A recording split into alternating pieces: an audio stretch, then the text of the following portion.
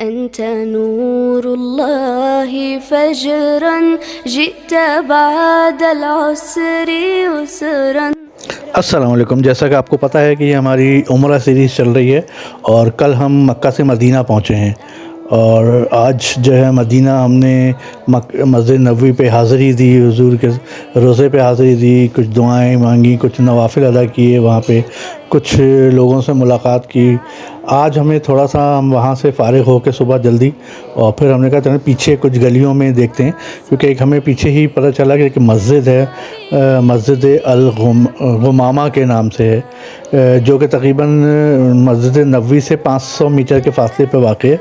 اور اگر آپ السلام ڈور جو ہے دروازہ وہاں سے باہر نکلیں تو وہاں سے باہر نکل کے 500 میٹر کے فاصلے پہ یہ مسجد ہے.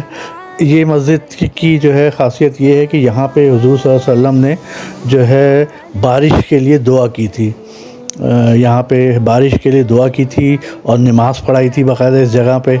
تو پھر اللہ تعالیٰ نے ظاہر برسات دی، کیونکہ اس وقت جو ہے مدینہ جو ہے بہت عرصے سے بارش نہیں ہوئی تھی اور کچھ قحط سالی کی طرف آ رہا تھا.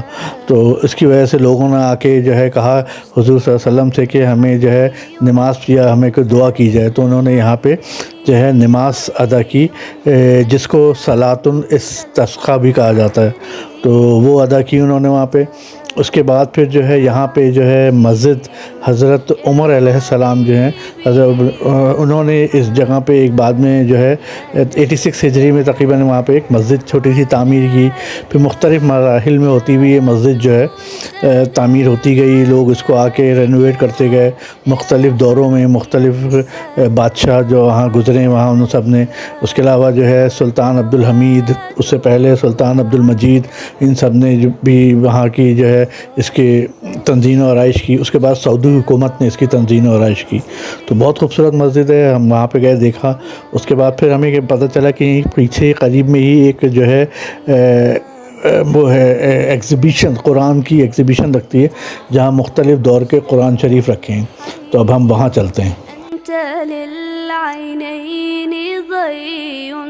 أنت عند الحوض ري أنت مسجد نبوی کے گیٹ نمبر 4 اور 5 سے جیسے آپ باہر نکلتے ہیں تو وہاں پہ ایک بڑی سی عمارت ہے جس کا نام اوپر لکھا ہوا ہے دی ہولی قرآن ایگزیبیشن، جو کہ بڑی خوبصورت ایک میوزیم بنایا ہوا ہے وہاں پہ.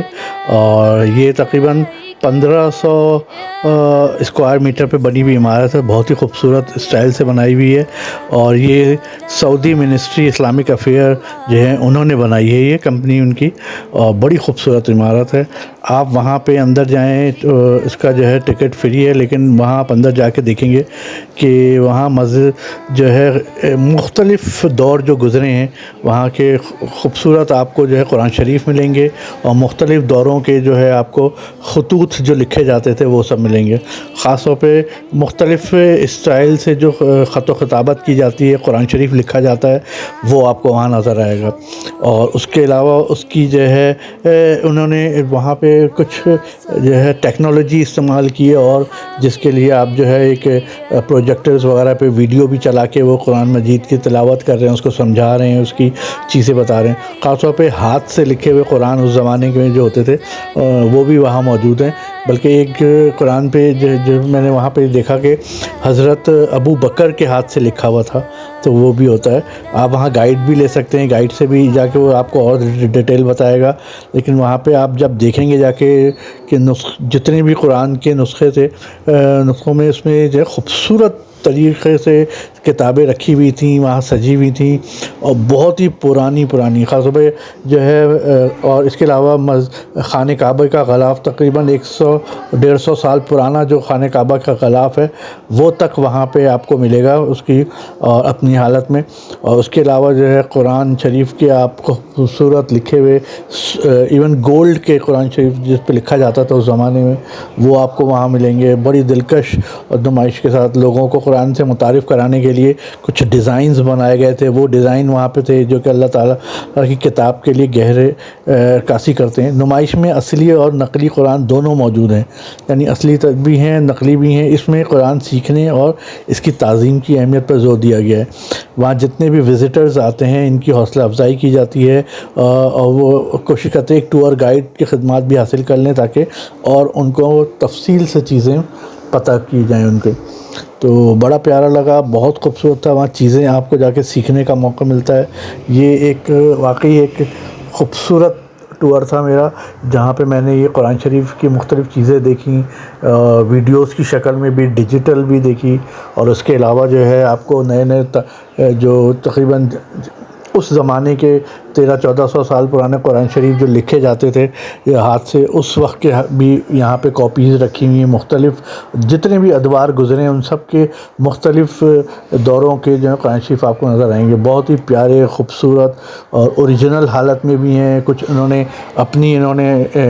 وہ کی ہے, تھوڑی سی ڈیزائن بنائی ہے کچھ چیزوں میں, وہ بہت خوبصورت ہے. تو وہ بہت انجوائے کیا, دیکھ کے بہت خوبصورت ہے الحمدللہ. آپ لوگ جب بھی مدینہ جائیں تو یہ ضرور ایگزیبیشن جو یہ قرآن کا میوزیم ہے یہ ضرور دیکھیے گا. اس سے بہت زیادہ معلومات ملے گی اور بہت نئی نئی چیزیں دیکھنے کو ملیں گی.